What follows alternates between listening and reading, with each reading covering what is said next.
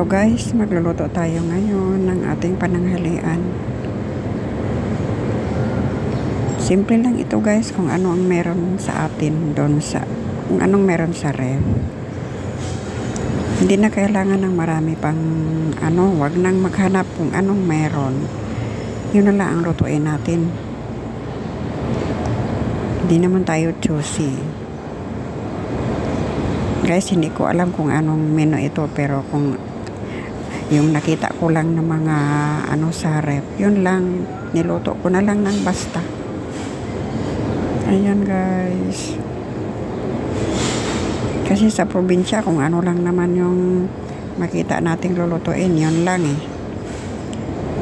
Kaya ako, nasanay rin ng probinsya style.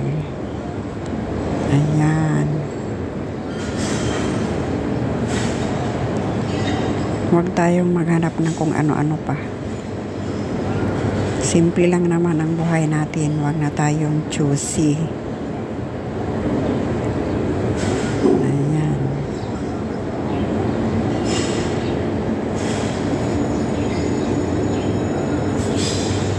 Hindi na maghahanap ng marami pang kung ano-anong masarap na pagkain. Sa buhay ngayon, ang hirap ang mamahal na mga bilihin. Kaya guys, tip ko sa inyo, kung anong meron sa inyong ref, yun lang ang lutuin ninyo.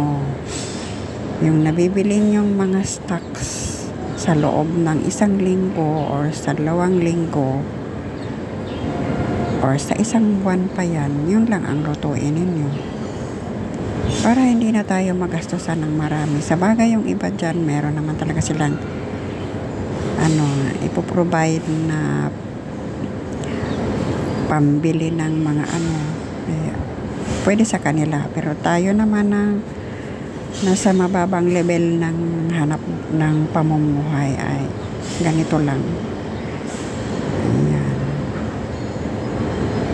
At saka ayan guys, may niluto na rin akong iba pang menu sa ating pananghalian. Simple lang naman talaga ako guys. Ganito lang ako Kaya kung meron man dyan na gustong maghanap pa ng yung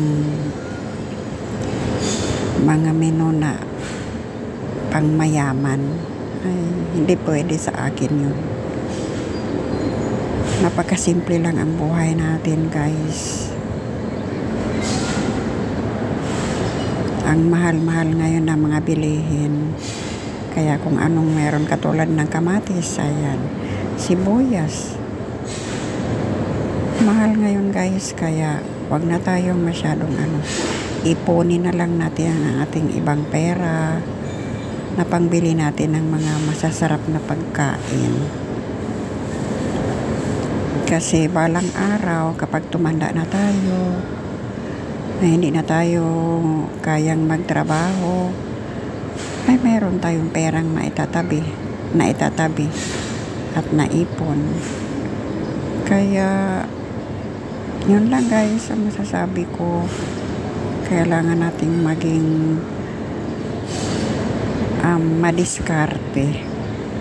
madiskarte kung paano tayo magluto ng simple at walang maraming mga rekado or mga kung ano-ano pa dyan.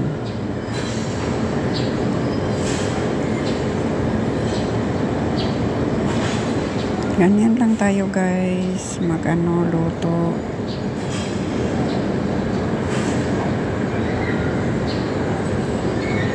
Wala akong pakialam kung ano masasabi ng iba, basta ganyan ang pagluluto ko. Ayan. Very simple ang ating menu.